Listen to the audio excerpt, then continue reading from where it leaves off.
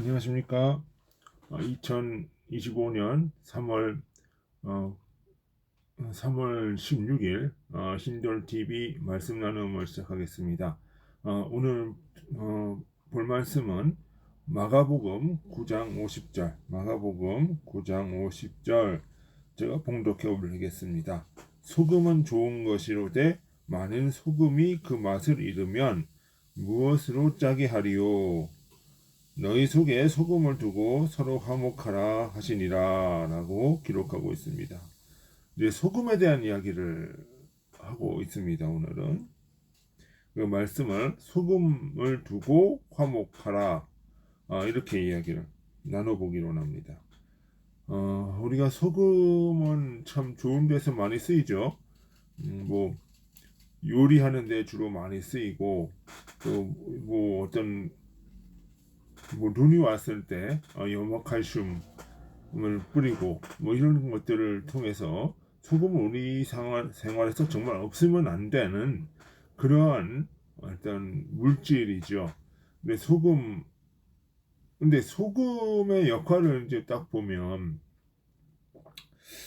오늘 본문 말씀 보면 소금은 좋은 것이로되 이렇게 얘기를 했어요. 좋다.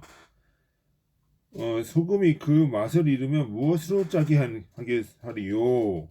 너희 속에 소금을 두고 서로 화목하라. 이렇게 얘기했단 말이에요. 소금은 좋은 것이다. 이렇게 얘기를 해요.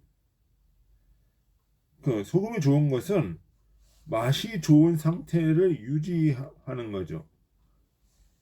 근데 이게 좋은 것이 무엇이냐?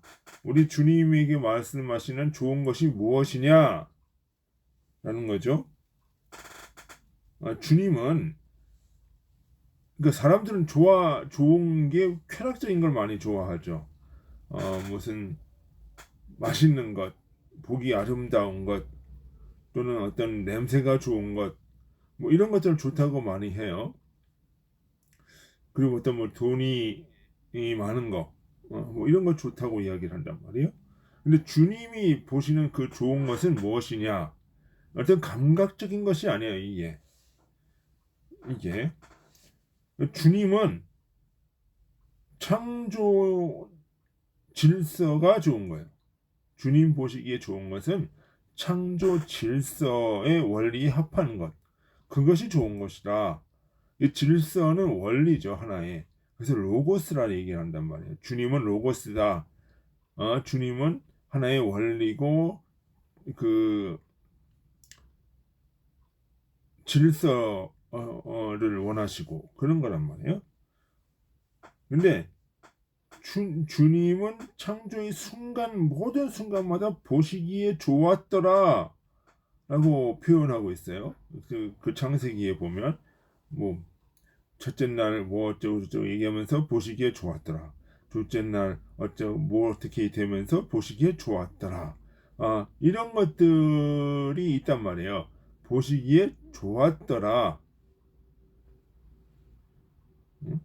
그러면 이 단순히 그냥 이 하늘과 땅이 생기고 뭐 어떤 물질적인 환경이 만들어지는 것이 좋았다는 것이 아니라 그 속에서 질서가 잡힌다고 하는 것이 좋은 것이죠. 응?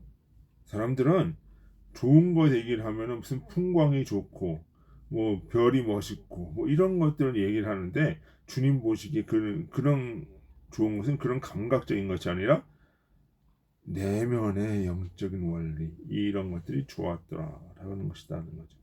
그렇다면 그 안에 있는 그 영적인 원리 의미와 선이다. 영적인 의미와 선이다라고 하는 것이죠. 주님이 보시기에 좋은 건 그거예요.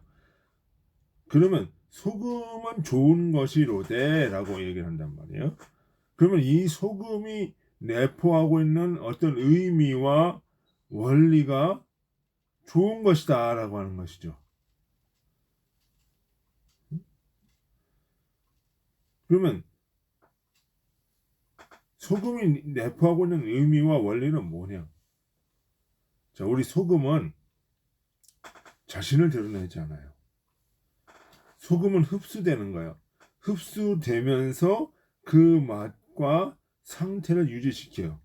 소금은 자신을 드러내지 않아요. 오직 그 요리의 맛을 드러내는 거예요. 그 맛. 요리의 그 맛을 드러내는 거라. 그러니까 그것이 소금의 원리예요. 소금은 자신을 드러내지 않고 주위에 있는 것들을 조화시키면서 그 풍미를 더하게 하는 거, 맛을 더하게 하는 거. 그러면서 그러면 그 식품이 썩지 않게끔 방지하는 거. 이것이 소금의 원리야. 우리가 세상을 살아가면서 어떤 그 탐욕과 이기심을 녹여버리고 주님의 원리, 주님 사랑과 이웃 사랑의 원리로 살아가는 것. 그것이 소금이에요. 그러니까 너희는 빛과 소금이 되라라고 얘기를 하셨을 때 소금의 원리는 나 예수 믿으니까 소금이야. 나 예수 믿으니까 빛이야. 이런 얘기가 아니라 그 원리의 삶을 살아가는 것이라는 거죠. 그랬을 때 빛과 소금이다라고 이야기를 하는 거죠. 그래서 너희는 소금을 두고 화목하라라고 얘기를 했단 말이에요. 이게 그냥 화목하라는 것이 아니라 소금을 두고 소금의 원리를 가지고 화목하라. 이 얘기를 하는 거예요. 소금을 두고라는 것은 소금이 가지고 있는 영적 원리와 의미를 마음에 새기라라는 거죠. 이기심과 탐욕을 버리고 진리와 이웃사랑의 마음을 가지고 화목하라라고 하는 거예요. 결국 이 말씀은 모든 사람을 진리와 선으로 인도하라는 거예요. 인도하라는 것이죠. 그냥 무조건적으로 포용하고 뭐 이렇게 좋은 게 좋은 것이다라고 이야기를 하고 무조건 화해하고 뭐 이런 개념이 아니라는 거예요. 이는 주님과 화목시키는 거야. 주님이 진리이시니까, 진리와 선이니까 이 사람들을 진리와 선으로 인도하라. 그것이라는 거죠. 그러니까 이거는 무슨 뭐 어떤 정치적 중도, 뭐 타협, 포용, 뭐 그런 것이 아니라 무조건적인 용서, 뭐 이런 것이 아니라는 거예요. 진리를 가지고 사람들한테 다가가서 자기 자신을 희생하면서 그 사람들을 진리와 선으로 인도하라. 이 말씀을 하고 있는 거예요. 오직 진리와 선을 가지고 사람들을 인도하라. 이 얘기를 하는 거예요. 그러니까 주님은 어떤 무조건적인 포용이나 포퓰리즘을 가지고 어떤 포용 정책을 핀 사람이 아니에요.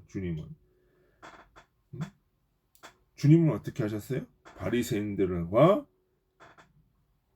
어떤 갈등이 있었죠. 왜? 바리새인들이 그 본질을 잃어버리고 악으로 빠져나가니까. 야, 너희들은 그것이 아니고 그렇게 가는 것이 아니고 이렇게 와야 돼라고 이야기를 하신 분이 주님이세요. 너희는 지금에 있는 악을 버리고 선으로 와야 돼. 영적 진리를 쫓아야 돼. 라고 하시는 분이 주님이시라는 말이에요. 그래서 지금의 어떤 율법주의 뭐 이런 것들은 깨지고 주님의 어떤 영적 진리, 주님 사랑, 이웃 사랑으로 와야 된다라고 얘기했을 때 바리새인들이나 이스라엘이 그에게 행한 건 뭐예요? 십자가의 사형이란 말이에요. 이게 굉장히 중요해요. 그 주님은 어떤 포퓰리즘이나 포용 정책을 핀 것이 아니에요. 그냥 영적인 의미를 드러내고 사람들한테 회개하게 하고 그 속에서 선과 진리를 쫓도록 요구를 하시는 거예요. 탐욕을 버리고 선과 진리를 쫓도록 요구하십니다. 근데 사람들은 그 탐욕을 가지고 있는 사람들은 어떻게 돼요? 그 기득권 세력들은 그 탐욕을 유지하기를 원한단 말이에요. 그러니까 어떻게 돼? 십자가에 못 박혀 죽게 되는 거라. 이 논리를 무슨 포용 정책이니 중도니 뭐 이런 얘기를 하면은 이건 진짜 본질을 왜곡하는 거죠. 그러면 우리가 이야기할 때는 어떻게 돼요? 저 동성애자들한테 얘기할 때 하나님과 화목해라. 이건 어떻게 얘기를 해야 될까? 동성애 하지 말라고 얘기해야 돼.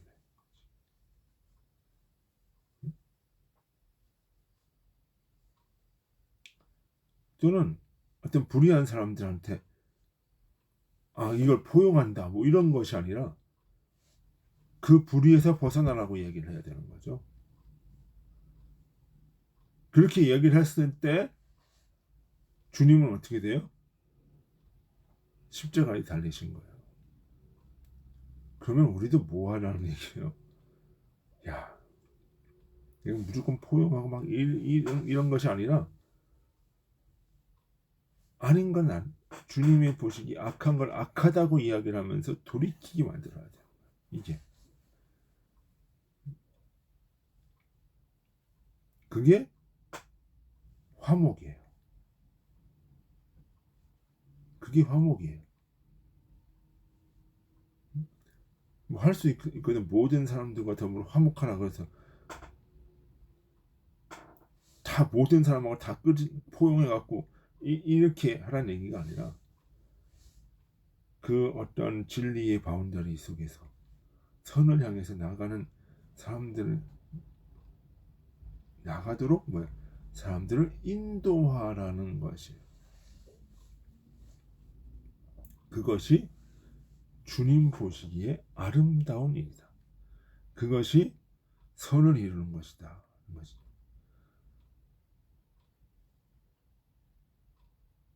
그것이. 그러니까 이것을 단순히 어떠한 이 모든 사람과 더 화목하라는 이야기를 포용으로 이해를 하고 그렇게 되면은 주님은 실패한 사람이죠. 왜?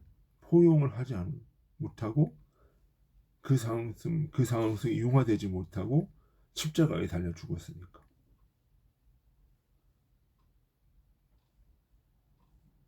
그런 것이 아니냐는 것이죠. 오로지 진리만을 생각하고 어떤 사람들의 어떤 쾌락에 맞추는 것이 아니라 영적 원리에 맞춰서 살아가야 된다는 것입니다. 그것이 오늘의 말씀인 것입니다. 자, 저와 여러분들은 어떤 삶을 살고 있습니까? 진리의 삶을 살고 있나요? 사람들을 화목시키는 삶을 살고 있습니까? 아니면 사람들을 오히려 더 주님과 화목하지 못한 악의 구렁텅이로 몰아넣고 있는 건 아닌지 생각해 보기 바랍니다. 예, 오늘은 여기까지 하겠습니다. 큰 시청해 주셔서 감사합니다. 말씀 듣고 좋아요와 구독 부탁드립니다. 안녕히 계십시오.